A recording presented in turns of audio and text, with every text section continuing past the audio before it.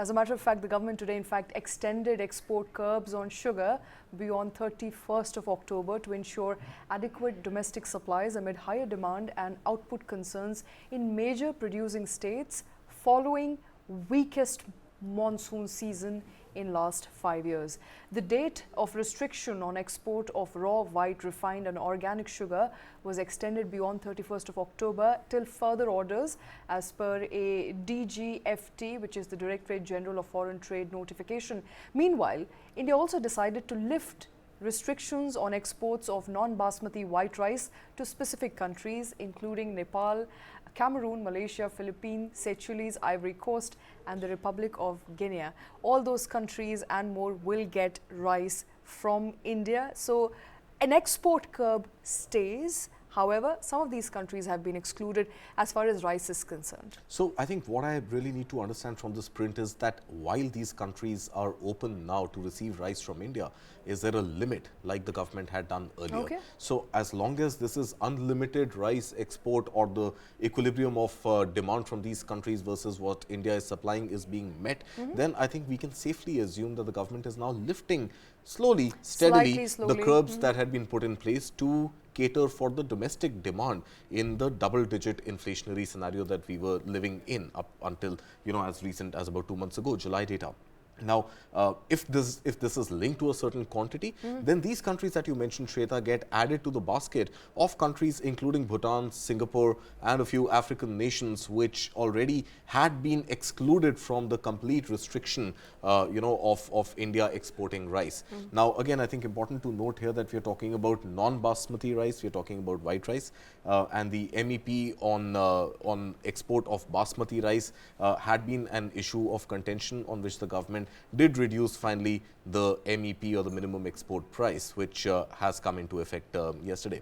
So overall, I think the whole conversation around India continuing to be a major source of food for the rest of the world and allegations against India in Western media suggesting that, hey, India is adding to inflation in the West because of these curbs should ease out. Not that it matters. I think for the government of India, the priority still is to keep inflation, food inflation specifically in India low, manageable if not low, and then cater to the world. Like they often say that, wear your own mask in an aircraft before assisting others. So I think the government of India has done a good job of wearing its own mask first, ensuring there is enough supply for the domestic market before slowly, steadily easing these exports. And helping other nations. Who would have thought that there's not enough sweetness in the country, that we need to retain some of that sugar. Absolutely. We're doing the opposite of what is happening with rice. But the fact of the matter is that we've been doing this back and forth. This is an overall part of managing enough domestic supply situation, be it anything from vegetables to pulses to rice to sugar. So this I think is cyclical in a sense that like when you have sugar production is expected to fall significantly, and sugar production in this country does go through its vagaries over a period of time depending upon the monsoon. So in a sense, you have the government essentially managing stocks, stockpiles, so to speak, of the most essential items in the world. And for the life of me, I didn't realize the fact that we wouldn't be having enough sugar in the country this time around. All right, and not just that, come to think of it, it's been a bad monsoon for a lot of sugar producing states, including states of Maharashtra. And a weak monsoon essentially means that you cannot have enough sugar supplies, and to meet those supplies and to meet that demand into the future as well, this is a preemptive measure. We may have enough sugar stock for now, Fingers but crossed. to maintain inflation in sugar prices, that of course is a step government has taken. But interesting times we're living in, Kartik. We are easing export restrictions, putting in more restrictions.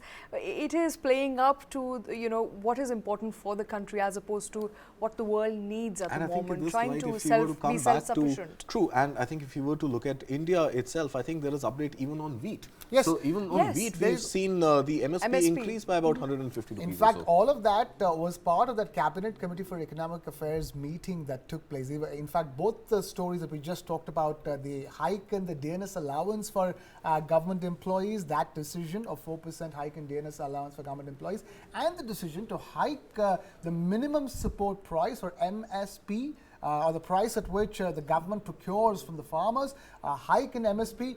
So good set of news booster shots coming in for the economy for Indians at at the right time.